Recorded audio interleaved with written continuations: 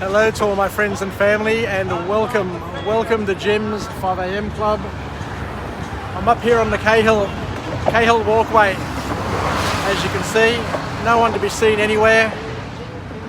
It's Sunday afternoon, and I've just come back from the Greek Independence Day memorial service that was held at the Cenotaph here in Sydney, with a number of dignitaries who laid some wreaths and some school children.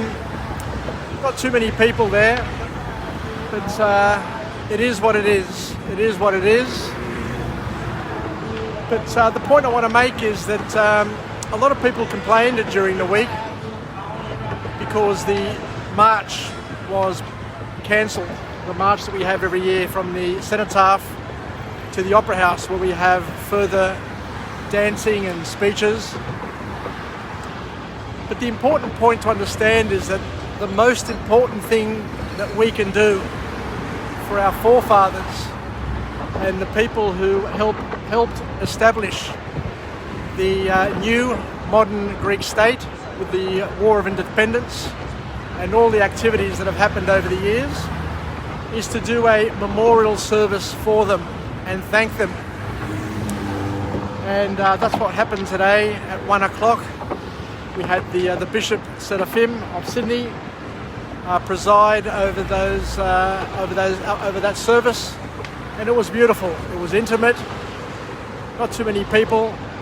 But I always ask myself the one question: what would happen if we didn't have all these dignitaries to lay wreaths at the Cenotaph? Who else would attend?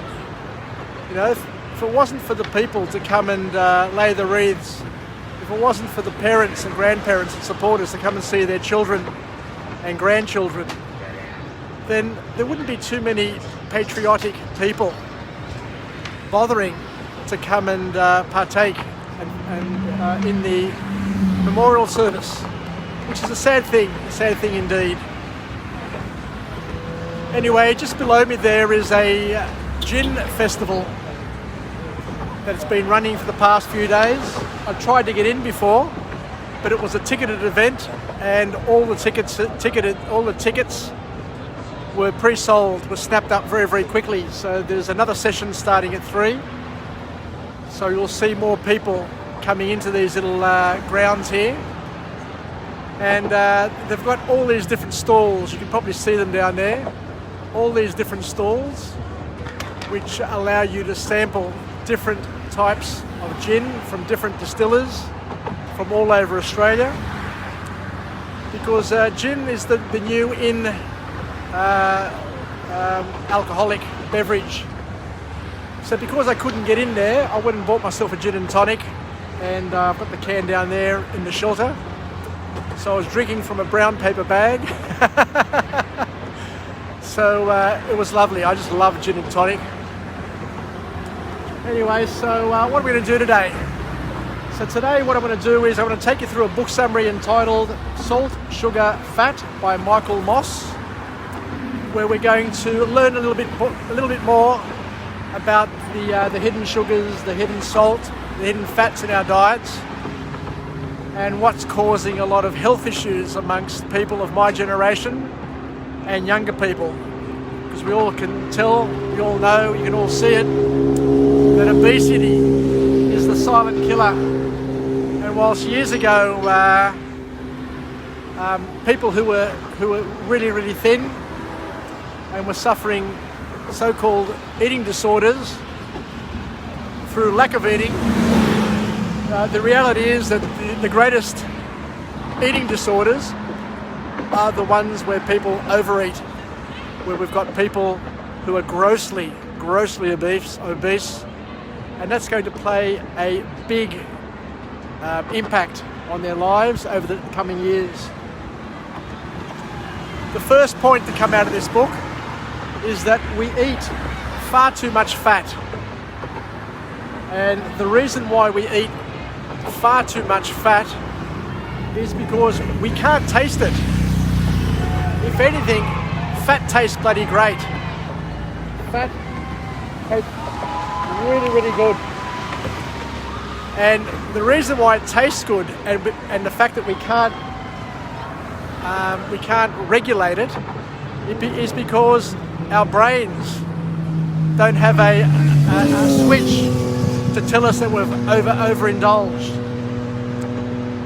From an evolutionary perspective, we have always had a craving for sugar because it offered us a short energy boost, which we needed to be useful in our past or in our developing lives. And we're talking about thousands and thousands of years ago. But these days we have far too much sugar in our diets, and we don't really need it. We don't need to run away or to go on huge treks to find food. And today sugar is considered to be an evil drug, which causes us much pain. But the thing about sugar is, you have sugar and you want to have more sugar, but there comes a point where you get sick of it, and your brain just says, right, enough is enough. But fat is far worse than sugar, according to the author, because it contains twice the calories per gram as what sugar has. And interestingly enough, and I can attest to this because I've lived it all my life, that we don't have a limit for fat. There's no way our bodies can limit us from having fat because we can't taste it, or we can't experience what it feels like when we're overindulging in fat, and we just keep on eating it without having a switch to cause us to stop eating. Because our taste buds will help us limit having sugar and salt. When you've had too much sugar, when you've had too much salt, your taste buds tell you enough is enough, stop it now. But when it comes to fat, we don't have that limiter in our bodies, and we will never ever know how much fat we've consumed, because of that fact we don't have a limit. What we love about fats are the texture,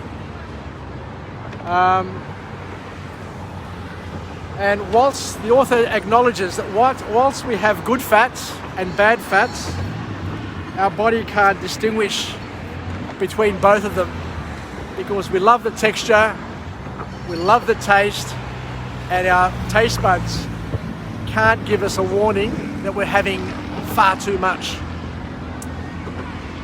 And the other thing the author talks about is that fat can also be masked by sugar.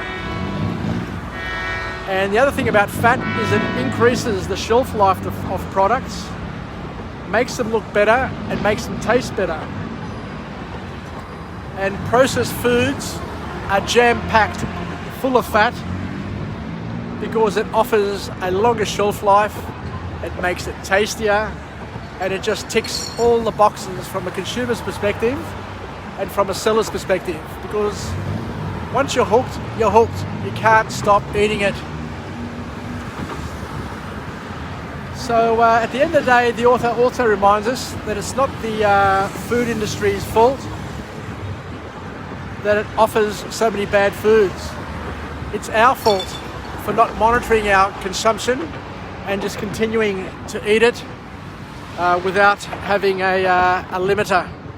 And as we said, we have far too much fat in our diets, and it's causing us a lot of stress on our system.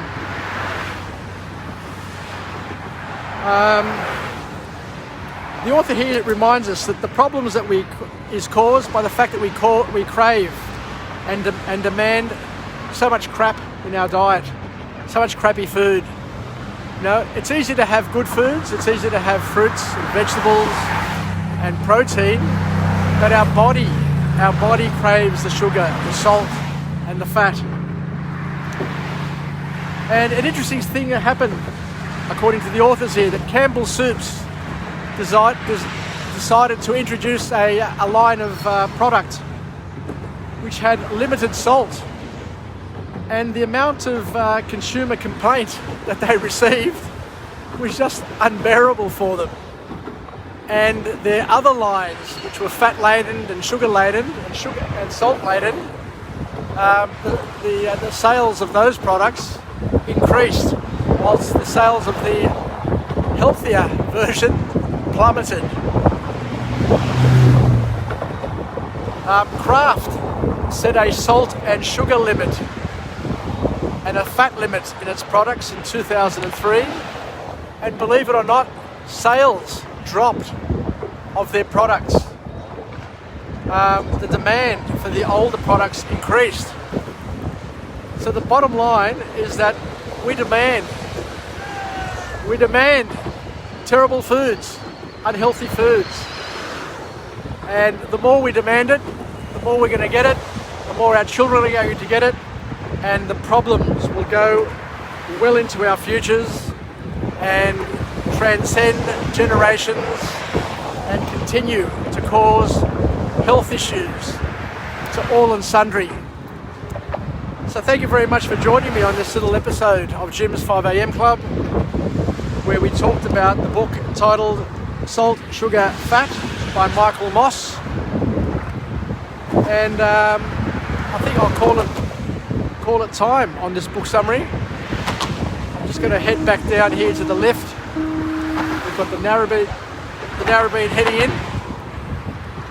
I'll just give you a look at that.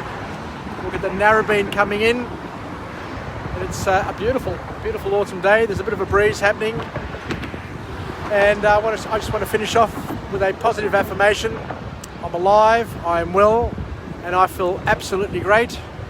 To my friends and family, stay connected, stay committed, stay reasonable, stay relevant, and most importantly, let's learn to monitor our intake of sugar, salt, and most importantly, fat. Because as we said before, at least our taste buds can tell us if we had too much salt. They can tell us if we had too much sugar. But when it comes to fat, the taste buds, our body has no idea.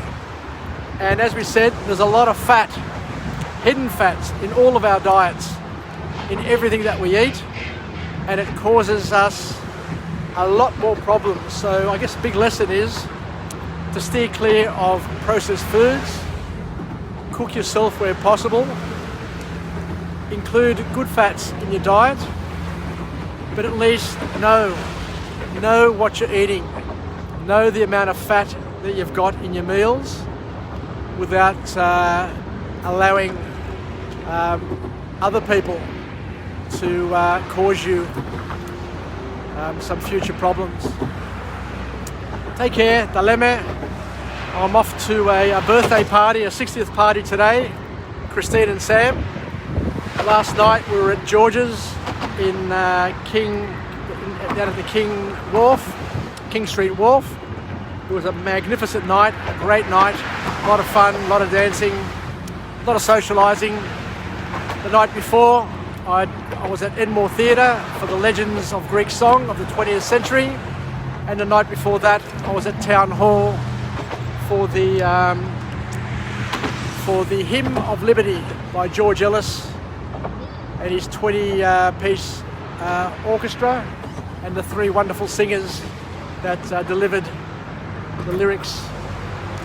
So it's been a very, very busy week.